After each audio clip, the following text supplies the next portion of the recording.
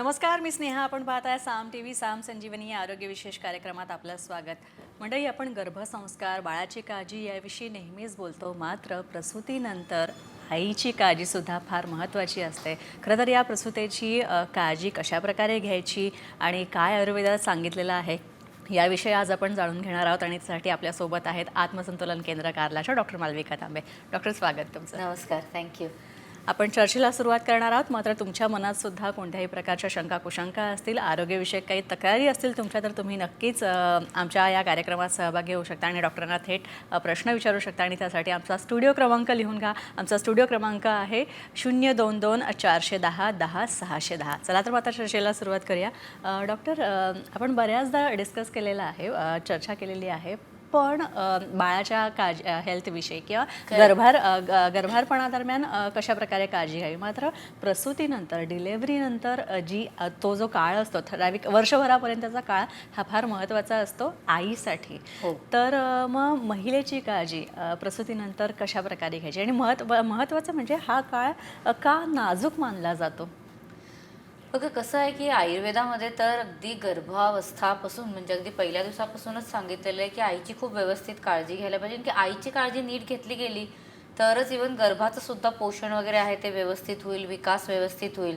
आणि post delivery तर जेव्हा बाळाची ऑलरेडी डिलिव्हरी झालेली असते तेव्हा शरीरामध्ये अपानवायू खूप चेंज होऊन जातो. त्याचबरोबरीने आईच्या नॅचरली शरीरातनं रक्ताची सुद्धा भरपूर हानी झालेली असते. 9 महिने तिने जे बाळाच्या विकासामध्ये, पोषणामध्ये मदत केलेली असते त्याच्यातनं तिची सगळी आपल्याला भर काढून घ्यावी लागते.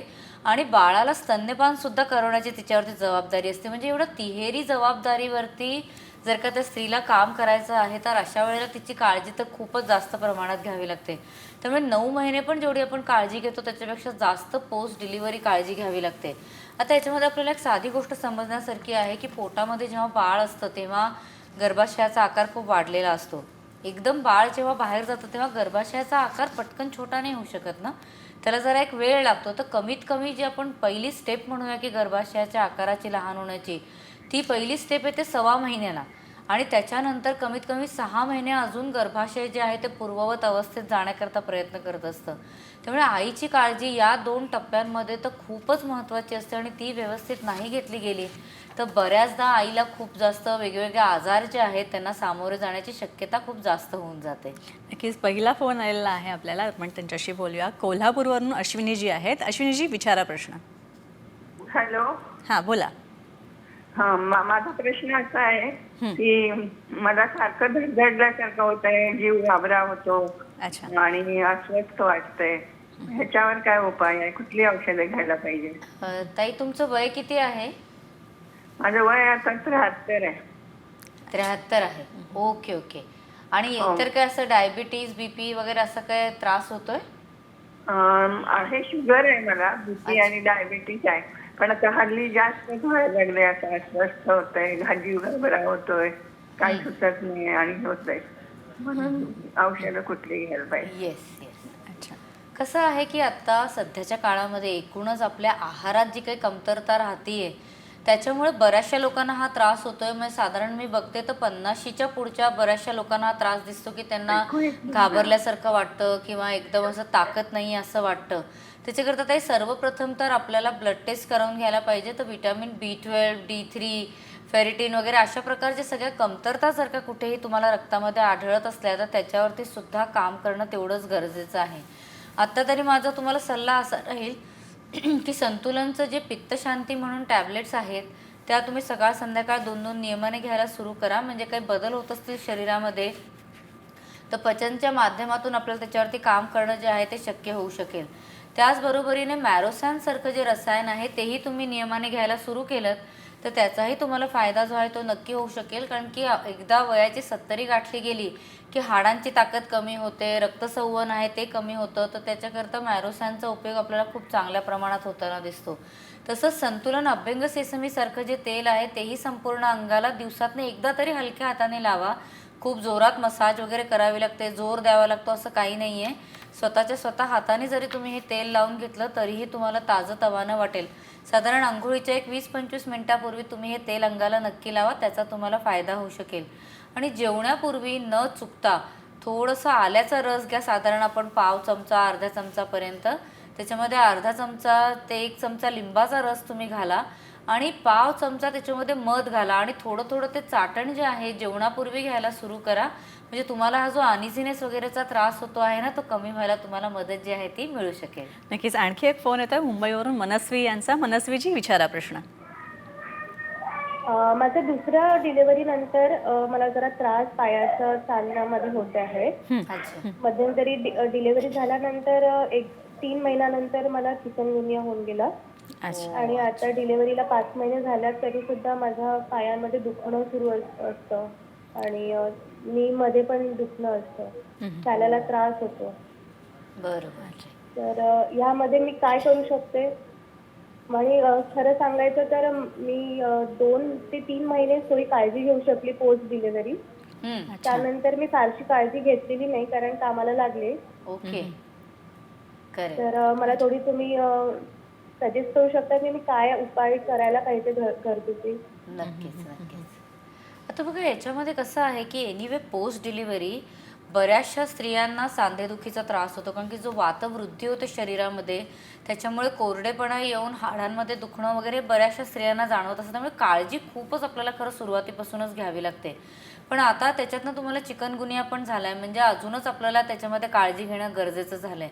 घरी एक सगळ्यात सोपा उपाय म्हणजे काय करायचं, तर सकाळी एक कणकीचा ओंडा घ्यायचा, म्हणजे आपण जे कणिक भिजवतो ते कणकीचा एक गोळा घ्यायचा, त्याच्यामध्ये साधारण 1-1.5 चमचा तुम्ही एरंडेल तेल जे आहे ते मिक्स करून घ्या व्यवस्थितपणे. जसं आपण मोहन घालतो की नाही तसं कणिक मळल्यानंतर त्याच्यामध्ये मोहन घातल्यासारखं करायचं आणि ती सकाळी पोळी जी आहे किंवा फुलका कराल ते गरम गरम तुम्ही थोडंसं तूप घाला, चांगल्या प्रतीचं तूप घालायचं.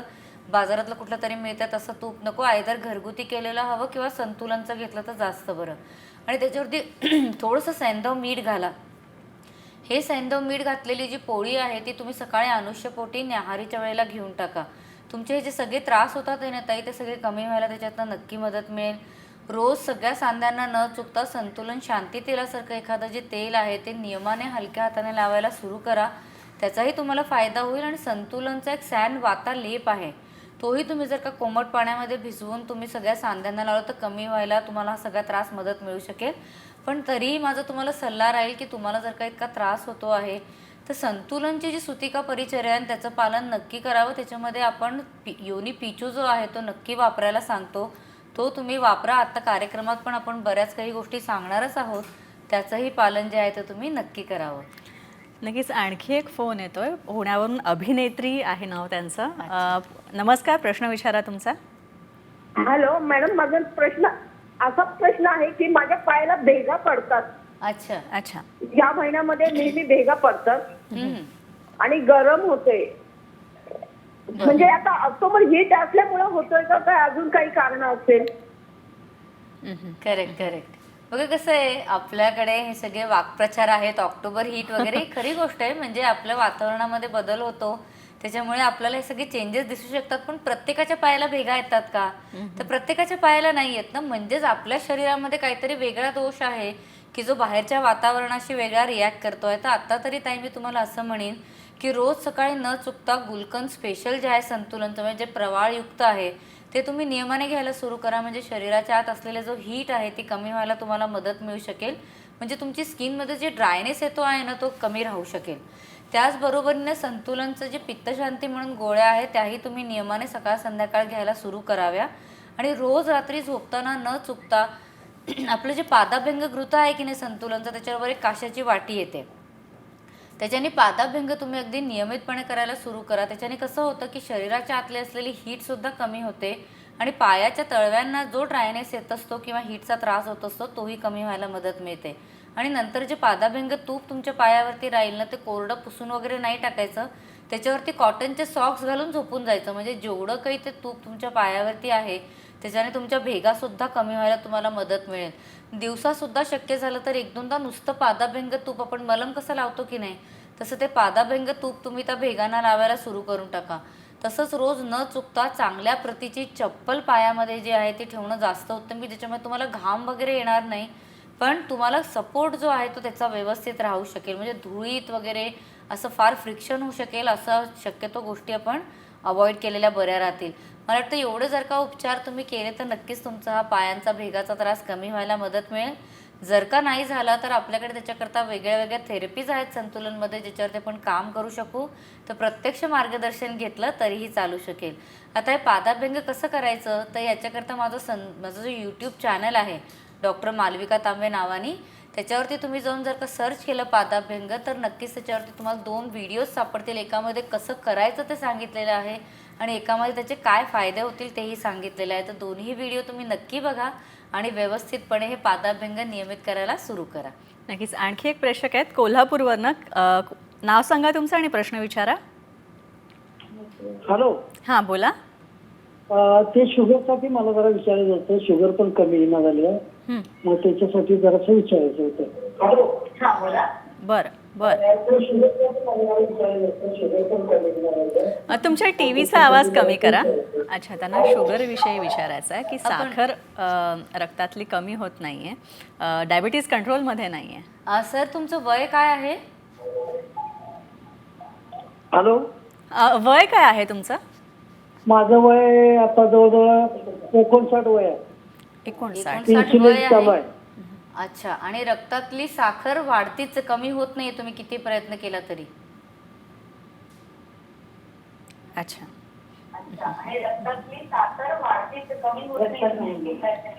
रक्तात साखर कमी आहे.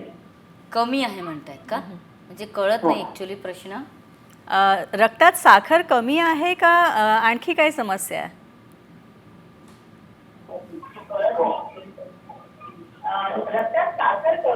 खापरेजी, तुमचा प्रश्न पुन्हा एकदा विचारा. टीव्हीचा आवाज कमी करा. टीव्हीचा आवाज कमी करा आणि तुमचा प्रश्न विचारा.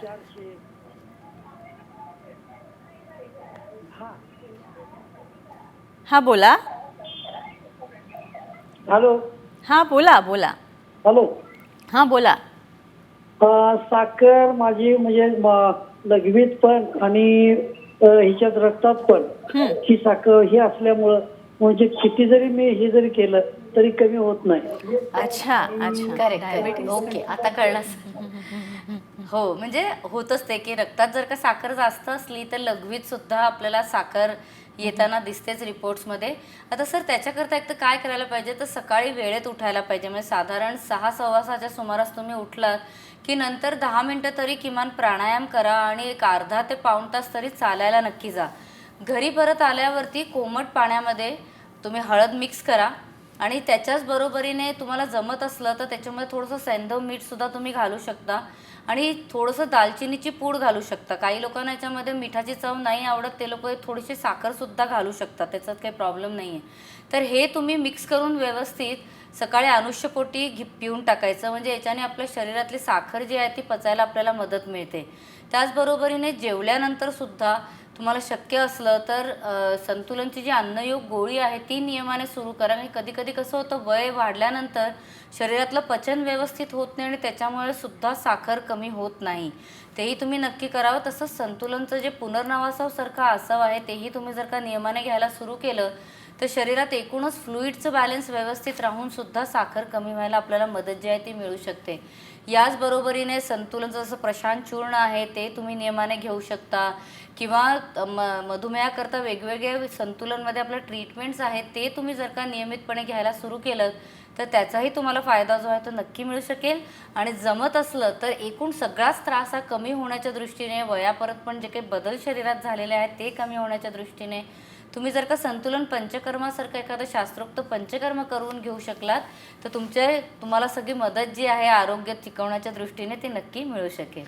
डॉक्टर, आता डायबिटीजचा विषय निघाला म्हणून विचारते की ज्या महिलांना डायबिटीज किंवा बीपी सारखे प्रॉब्लेम्स असतात, प्रसूतीनंतर सुद्धा त्यांना जास्त धोका असतो प्रसूतीनंतरच्या आजारांचा? बघा कसं आहे की जर का प्रेग्नेन्सीमध्ये ऑलरेडी तुम्हाला डायबिटीज झालेलं असलं, जस्टेशनल डायबिटीज किंवा थायरॉईडचा त्रास दिसलेला असला तर आपल्याला डिलिव्हरीनंतर उलट जास्तच काळजी घ्यायला पाहिजे, कारण की हे दोन्ही त्रास कम्प्लिटली नाहीसे व्हायला पाहिजे. प्रेग्नेन्सीमध्ये तरी कसं आहे की खूप सगळे हॉर्मोन्सचे चेंजेस आपल्याला होताना दिसतात. तर ते हॉर्मोन्सच्या चेंजेसमध्ये कधीतरी आपल्याला त्या गोष्टी कंट्रोल नाही करता येत, पण पोस्ट डिलिव्हरी आपल्याला आयुर्वेदाच्या मार्फत फार उत्तम काम करून आपल्याला हे सगळे त्रास जे आहेत ते कमी करता येऊ शकतात. ह्याच्याकरता औषधोपचार पण आहेत, काही थेरपीज पण आहेत की जे आपण स्त्रीकरता करू शकतो. त्यामुळे कोणीही याच्याकडे दुर्लक्ष करू नये. जनरली काय होतं, बाळ झालं ना की लोक अशी होऊन जातात की आता बाळ झालं तर बाळाचीच काळजी घ्यायची. तर तसा अप्रोच नाही ठेवायला पाहिजे. आपल्याला स्त्रीची उलट जास्त काळजी त्यावेळेत घ्यायला पाहिजे. आणि कुठलाही आजार स्त्रीला असला तर आपण जर का बाळाला स्तन्यपान करवत असलो तर त्या स्त्रीचा त्रास सगळा जो आहे तो बाळापर्यंत डायरेक्टली इनडायरेक्टली पोचतो, असे प्रत्येकाने लक्षात ठेवायला पाहिजे. त्यामुळे स्त्रीची काळजी सर्वोपरी आपण जर का घेतली तर तिची पण तब्येत व्यवस्थित राहते आणि पर्यायाने बाळाची सुद्धा तब्येत जी आहे ती व्यवस्थित राहायला मदत जी आहे ती आपल्याला करता येऊ शकते. नक्कीच डॉक्टर, पण बऱ्याचदा काय होतं की आता गर्भारपणानंतर प्रसूतीनंतर ताकद सगळी जी गेलेली आहे ती परत घ्यायची आहे. मग त्यामुळे खूप मोठ्या प्रमाणात तेल तूप किंवा खूप मोठा डाएट जास्त प्रमाणात खाणं या सगळ्या गोष्टी केल्या जातात. कुठेतरी असा आहार घेतल्यानंतर सुद्धा कुठेतरी त्रास व्हायला सुरुवात होते. तर त्याविषयी काय सांगाल? नाही बघा, कसं आहे, आता आपल्याकडे आहारामध्ये तूप व्यवस्थित खायला सांगितलेलंच आहे. माझा जो यूट्यूब चॅनल आहे ॲक्च्युली त्याच्यावरती मी प्रसूतीनंतरचा आहार कसा हवा त्याच्याबद्दलही संपूर्णपणे मार्गदर्शन जे आहे ते केलेलं आहे. लोकांना काय वाटतं की आता हे सगळं तूप आपण खाल्लं किंवा आपण डिंक खाल्ला, सगळे लाडू खाल्ले, साखर खाल्ली तर आपलं कसं काय होणार आहे. पण शरीराची आतली ताकद जर का भरून नाही निघाली तर ते कसं चालणार आहे.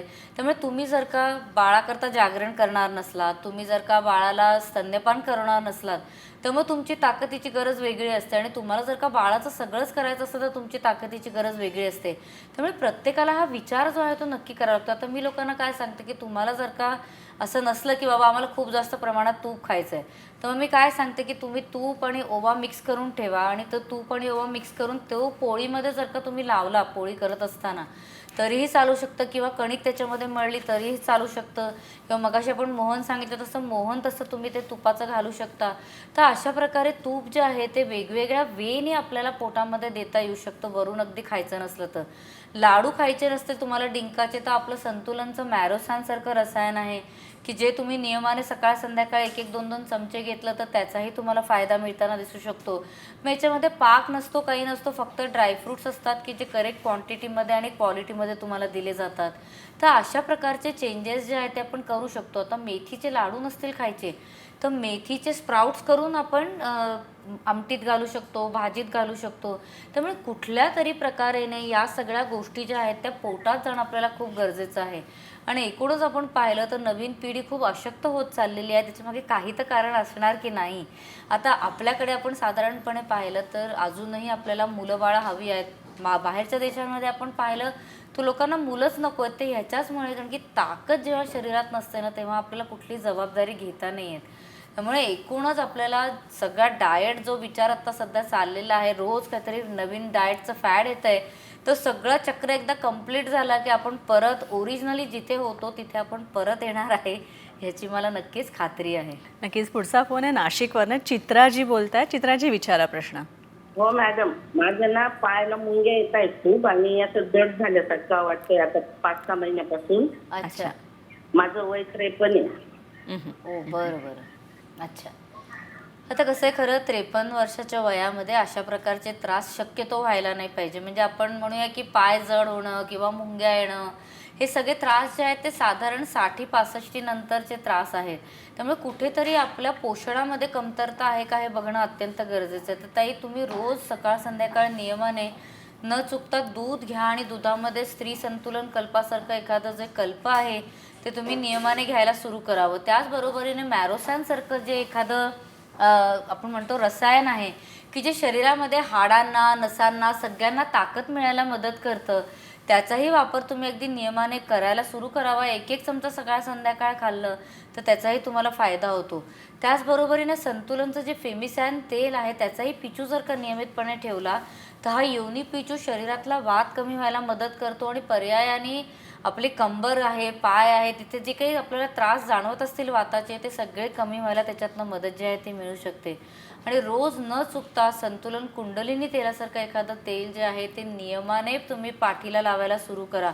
आधी संपूर्ण पाठीच्या कण्याला लावायचं आणि त्याच्यानंतर उरलेली पाठसुद्धा जे आहे त्यालाही हलक्या हाताने ते तेल लावून टाकायला पाहिजे. तर अशा प्रकारे हे तेल किंवा आपण जे सगळे रसायनं सांगितली ही तुम्ही नियमितपणे घेतली तर तुमचा त्रास कमी व्हायला मदत मिळूच शकेल. पण बरोबरीने विटॅमिन D3, B12 हे पण काही कमी आहे का हे पण नक्की बघा आणि त्याचीही पूरक औषधं जी आहेत तीही तुम्ही बरोबरीने घ्यायला सुरू करू शकता. अच्छा डॉक्टर, प्रसूतीनंतरचा जो अशक्तपणा असतो तर हो. तो घालवण्यासाठी पंचकर्म आपण सुचवू शकतो का? नाही बघा कसं आहे की प्रसूतीनंतरच्या स्टेप्स असतात की आता प्रसूतीच्या पहिला 6 महिना काय सिच्युएशन आहे, नंतरचे 6 महिने काय सिच्युएशन आहे, वर्षभरात काय सिच्युएशन आहे, तर तो आपण कुठल्या टप्प्यावरती स्त्री आहे ना त्याच्या हिशोबाने आपल्याला ठरवावं लागतं. त्यामुळे पंचकर्म आपल्याला लगेच नाही करता येत, पण निदान आपल्याला काही थेरपीज करता येऊ शकतात. तसं आता व्यवस्थितपणे जर का शरीराची अभ्यंग झालं, कुंडलिनीसारखा एखादा मसाज झाला तर त्याच्याने आपल्याला सगळी मदत जी आहे ती मिळू शकते. जी आपल्याला म्हणजे अशक्तता वाटते त्या काळामध्ये ती कमी होण्याच्या दृष्टीने. पण बरोबरीने सॅनरोजसारखं एखादं रसायन, धात्री रसायनसारखं एखादं रसायन ते तुम्ही नियमितपणे घेऊ शकता. मगाशी सांगितलं तसं मॅरोसॅनसारखं रसायन जे आहे ते तुम्ही जर का नियमाने घ्यायला सुरू केलं पोस्ट डिलिव्हरी तर नक्कीच आपल्याला बऱ्याच प्रकारचे त्रास जे आहेत ते कमी करता येऊ शकतात.